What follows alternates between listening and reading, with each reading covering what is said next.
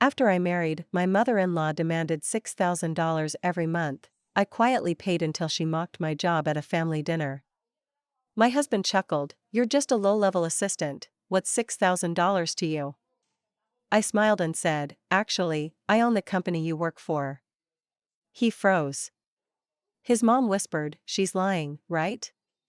I said, "Check tomorrow's meeting agenda." Silence. I never thought I'd be the kind of person to air my dirty laundry online, but after everything that happened, I needed somewhere to let it all out. My name is Mallory Reeves. I'm 38, and I live in Palo Alto, California. I run a medium-sized tech company focused on software solutions for small businesses. It's not flashy, but it's profitable, very profitable. I've always kept my success quiet. I like the anonymity. I like walking into a room and having no one know what I do or how much I make. It keeps things honest. 3 years ago, I met Vincent through mutual friends at a wine tasting in Santa Cruz. He was funny, charming, and easy to talk to. He told me he was a project manager at a logistics company. I didn't pry. We clicked immediately. Vincent didn't ask too many questions about what I did, and I didn't volunteer much. When I did mention my assistant title, it was technically true. On the books, I often listed myself as executive assistant to avoid too much attention. It's a joke between me and my board. I found it amusing. Vincent didn't. We dated for a year before getting married in a quiet ceremony in Sausalito. That's when the real trouble started. His mother, Doreen, came into my life like a hurricane in heels. Rising action, Doreen was one of those women who never stopped talking and always talked down. From the moment she stepped into our apartment in Mountain View, she judged everything: the furniture, the layout, my cheap dishes. She was old money, but had none of it left. Her husband passed away years ago, leaving behind debt and reputation. Doreen was living off a small inheritance and illusions. About a month after the wedding, Vincent came to me with a request. "Hey," he said one morning while sipping coffee, "Mom's going through a tough time. She's asked for a little help. Could we give her something monthly to help with rent and groceries?" I raised an eyebrow. "How much?" "Just $2,000. Maybe $2,500. It was a lot, but I agreed. I liked to keep the peace. Doreen was annoying, not evil. At least, that's what I thought then. That $2,500 ballooned. First, she asked for help with medical bills. Then car repairs. Then she wanted to redecorate her apartment in Palo Alto. Vincent didn't bat an eye. By the third month, I noticed something strange. Vincent had changed the joint bank account to pull money from my personal account. Without asking. That month, Doreen took $6,000. When I confronted Vincent, he shrugged. "You said it was okay to help her." I said $2,500. "You pulled $6,000. She's family. And you're not exactly hurting for money." I decided to let it go, for then. I didn't want to fight over money. I wanted peace. I redirected the account so I could track everything. Quietly, I kept paying Doreen. Quietly, I started pulling records. Quietly, I prepared for what I suspected was coming. Climax, it all came to a head 6 months ago. Doreen invited us over for a family dinner at her condo in Palo Alto. It was a stuffy, overly formal affair with bone china and uncomfortable chairs. Her younger sister was visiting from Florida, along with Vincent's cousin and his fiancée. As we were eating dry chicken and undercooked asparagus, Doreen cleared her throat. "So, Mallory," she said with a sly smile, "what is it you do again?" "Filing papers, wasn't it?" I set down my fork. "Something like that," I said. Vincent chuckled. "She's just a low-level assistant, but she's got a good attitude." The table laughed. I didn't. "Is that what you think I do?" I asked him directly. He looked confused. "Isn't that what you told me?" I took a breath and smiled. Actually, I said slowly, I own the company you work for. Silence. Dead, frozen silence. Vincent blinked. What? You heard me, I said. I bought your company a year ago through a holding firm. You report to my executive team. Doreen, visibly paling, leaned over to him. She's lying, right? I stood up, calmly. Check tomorrow's meeting agenda. It says, Quarterly Strategy Review with Mallory Reeves. That's me. Following action, the next morning, Vincent didn't go to work. I received 3 missed calls from him and 2 from Doreen. I ignored all of them. At noon, I walked into my own building, the one with my name nowhere on the front door, and sat at the head of the conference room table. My leadership team nodded at me with respectful silence. At exactly 12:15 p.m., Vincent walked in. He looked like he hadn't slept. His eyes scanned the room until they landed on me. I didn't say anything. I simply slid the agenda across the table. Quarterly Strategy Review, presented by Mallory Reeves, CEO. He didn't stay for the whole meeting. He left during the second slide. Resolution, I didn't confront him when I got home. I packed a bag, went to a hotel in Palo Alto, and contacted a lawyer the next day. Vincent tried to call me, text me, even showed up at my office. I refused to see him. Doreen, on the other hand, had the gall to send me a handwritten letter asking if I'd reconsider the $6,000. I sent her an envelope with a bank statement highlighting every transaction. At the bottom, I wrote, repayment due in full. Court date to follow. It's been 6 months. The divorce is final. I retained full ownership of all assets. Vincent walked away with his personal items and nothing more. I filed a small claims case against Doreen for financial exploitation. It's pending. But you know what the real victory was? Silence. No more mockery, no more entitlement, no more draining relationships. Just peace. I never planned to be the villain in someone's family drama. I'm not vindictive by nature, and I don't like humiliating people, especially those I once loved. But when someone decides to chip away at your dignity month after month, it does something to you. Eventually, you stop trying to make peace and start making plans. I met Vincent in a pretty ordinary way, through friends at a tasting event in Santa Cruz. He was quick with a joke, had those boyish good looks that made you want to trust him, and he seemed genuinely interested in me. Not what I did or what I had, just me. At the time, I didn't know that was only because he had no idea who I really was. I run a company. A decent-sized one in the tech sector, based out of Palo Alto. We do business software. Nothing mating-y. But it's profitable, stable, and I built it from the ground up. Still, I never led with that. When people asked what I did, I usually gave a modest answer. I work in admin, I'd say, or sometimes, I assist the exec team. In the early days of dating Vincent, I told him I worked in support and helped run schedules and logistics. That wasn't a lie, I did do those things.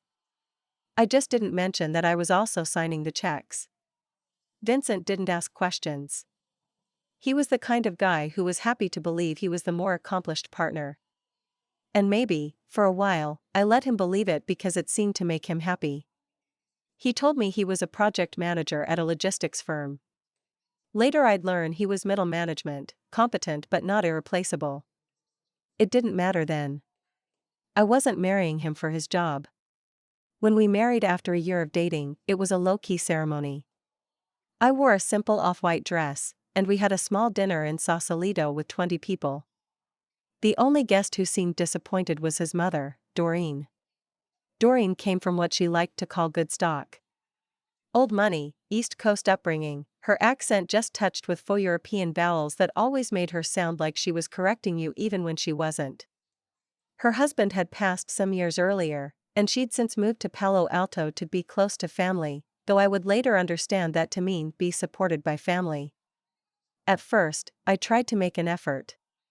I invited her to brunches, included her in birthday planning, even let her host Thanksgiving at our apartment, which she spent criticizing every choice I'd made, from the color of the curtains to the size of the turkey.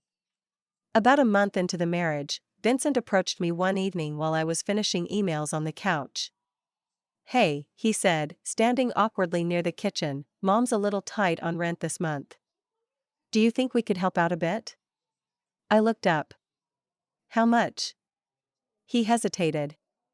2,000? Maybe 2,500?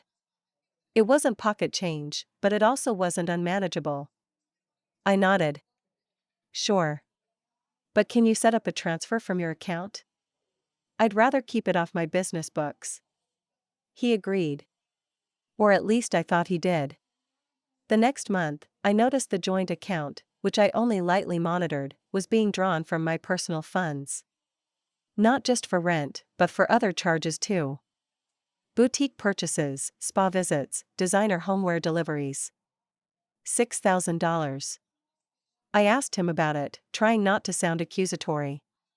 "She's family," he replied, almost dismissively. "She's been through a lot." "You said $2,000. This is triple that." He shrugged. "You're not hurting for money." That sentence stuck with me. Like I was a fountain he could just draw from, no questions asked. And the funny part? He didn't even know what I really did. He just assumed I had some cushy assistant job with a generous salary. I didn't fight him. I didn't even argue. I just redirected the account access and set alerts. Every time Doreen withdrew money, I saw it. I started recording transactions, compiling records, taking notes. Quietly. Patiently. And still, I paid. Every month. $6,000. Months passed. Doreen got more confident, more smug. Her texts started coming directly to me. "Need help again, darling," she'd write. "Just a little tight this month." She'd include winking emojis, like we were in on a joke together. The joke was that I was the one being played. I never replied. I just kept the receipts. Then came the dinner. Doreen invited us over for a small gathering, her sister, a few cousins, and one of Vincent's coworkers. She made her infamous lemon chicken, which was always dry, and arranged the table with crystal glasses and stiff linen napkins. She loved performance. About halfway through the meal, her sister asked me about my work. A simple question, really. Before I could answer, Doreen cut in with a smirk. "She's just a little assistant, bless her heart. Keeps papers in order and probably fetches coffee for the men in suits." The table chuckled. Vincent did too. "She does all right," he added, laughing. "What's 6 grand to her?" And that was it. That one sentence. Not the money. Not the laughter. But the ease with which he reduced me to nothing in front of people who already thought they were above me. I set down my fork. I looked at him. Then at his mother.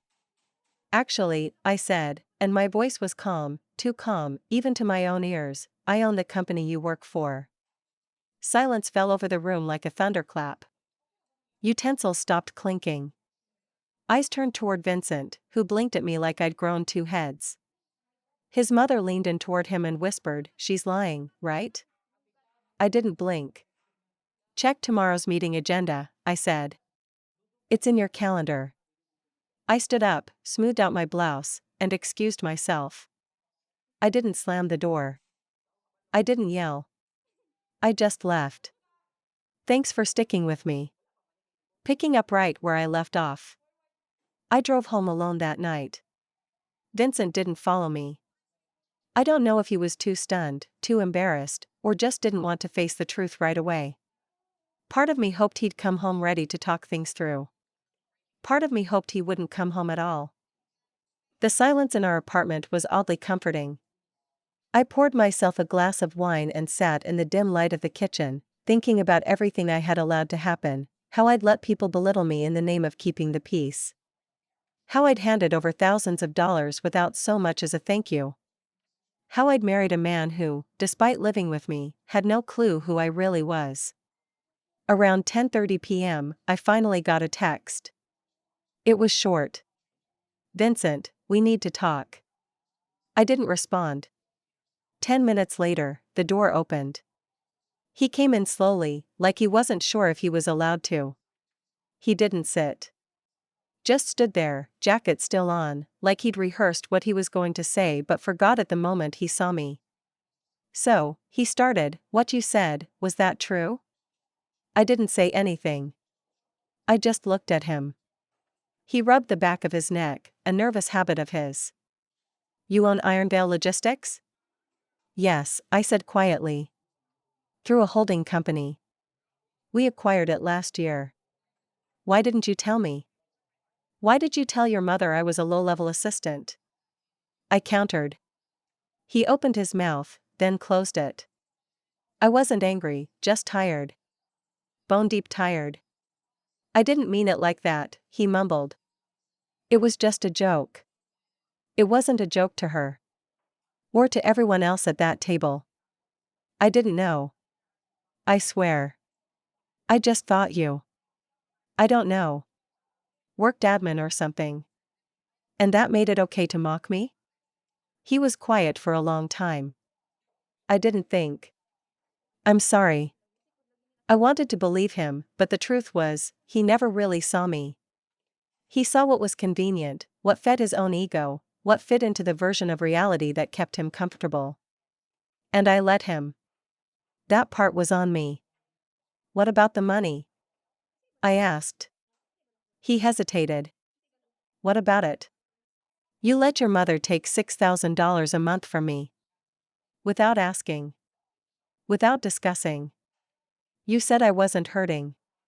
Did it ever occur to you that it wasn't about the money?" He looked down. "She needed help." "No, she wanted help. There's a difference. And she didn't just want help, she expected it. Demanded it. Like I owed her something." There was another long silence. Then he asked, "What are you going to do?" I didn't answer. Not because I didn't know, but because I wanted him to sit with the discomfort for a while. For once, I wanted him to think before he acted. The next morning, I went to work as usual. I arrived before most of the staff, as I always did. I greeted the front desk, took the elevator up to the executive floor, and settled into my office behind the frosted glass door with no title on it. At noon, the quarterly strategy meeting began. Everyone filed in, including my VP of Operations, my CFO, my assistant Marcus, and, 10 minutes late, Vincent. He paused when he saw me at the head of the table. No one said a word. I didn't acknowledge him. Just began the presentation, going through performance reviews, upcoming rollouts, and revised logistics protocols. Halfway through the meeting, I heard him shift uncomfortably in his chair. He didn't take notes. He barely looked up. When the meeting ended, people filtered out with their usual polite chatter. Vincent lingered behind. He approached my chair slowly. "So, this is real." I looked at him and nodded. "It always was." "Did anyone else know?" "No one who needed to," I said. He looked down, then back up at me. "I don't know what to say." "Then don't say anything," I said. "Just think about why you never asked." He left the room without another word. The hours that followed were strange.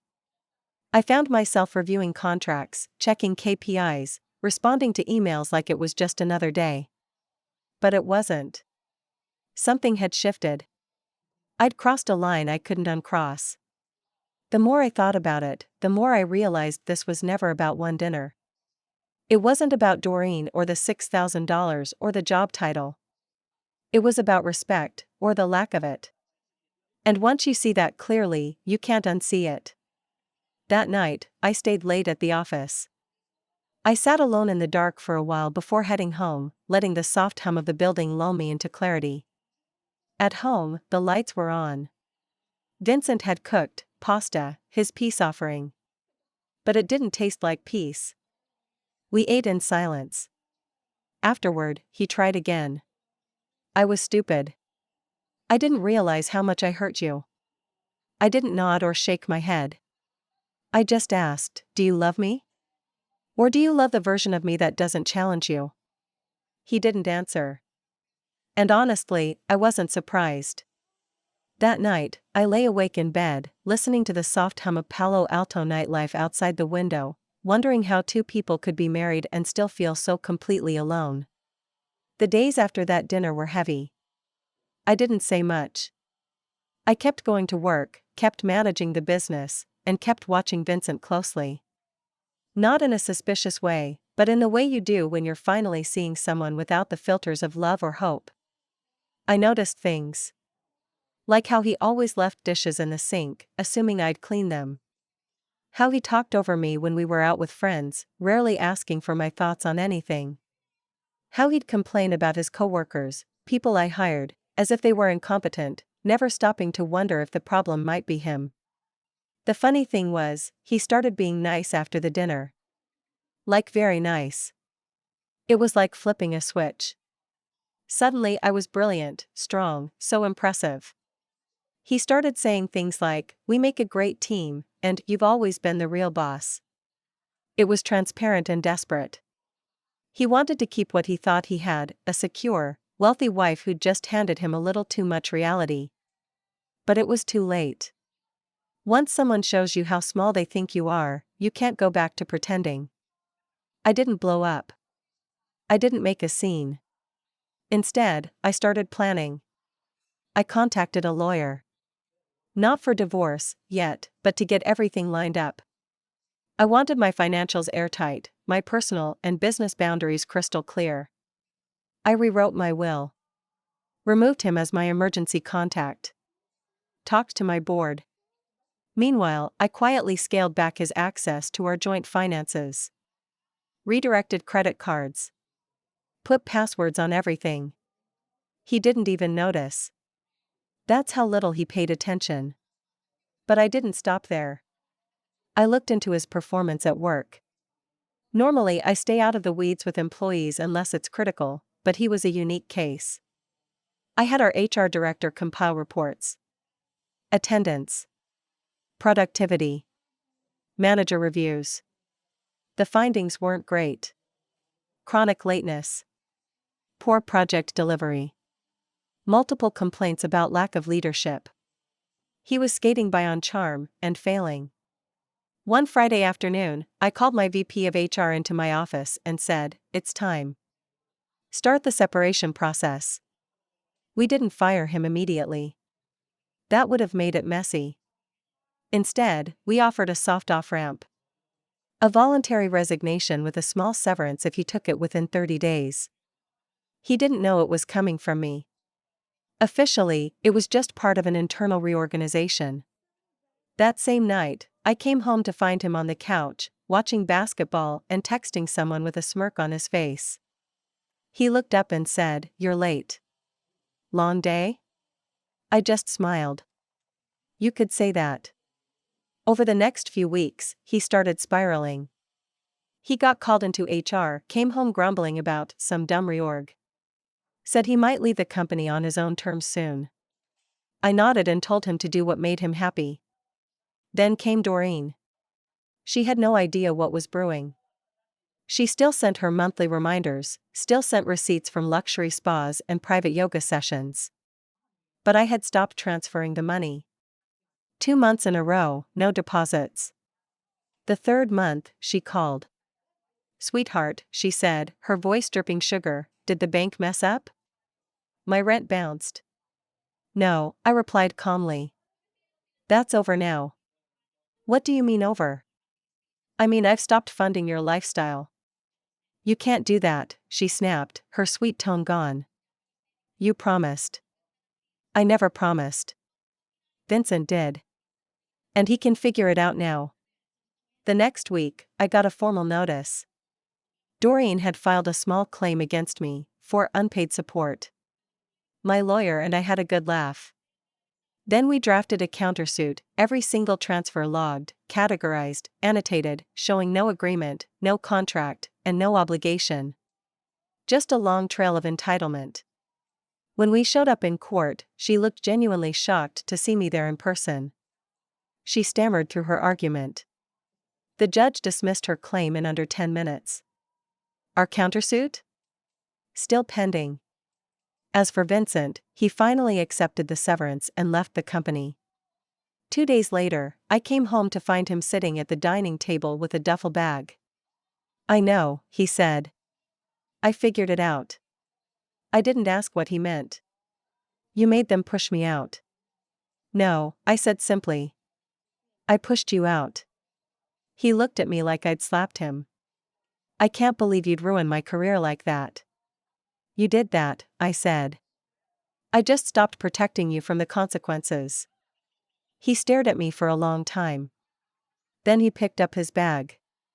Is this it? He asked. Yeah, I said. This is it. He left. There was no dramatic farewell. No begging. No tears. Just silence. In the weeks that followed, I finalized the divorce. He contested nothing. I retained everything: the condo, the accounts, the business, the car. Doreen tried to reach out a few times. She even sent a handwritten apology letter, though it was more about her financial stress than any real remorse. I never replied. Now, months later, my life is quiet again. Peaceful. Clean. Sometimes I still get emails from people who used to be at our family dinners, cousins, distant relatives. They ask what happened. They say Vincent seems lost. I tell them the truth. He got everything he asked for. And nothing he appreciated. That's the end of the story, really. I didn't scream. I didn't threaten. I didn't ruin anyone's life. I just stopped playing dumb. And when the moment came, I let the truth speak for itself. Justice doesn't always look like vengeance. Sometimes it just looks like freedom.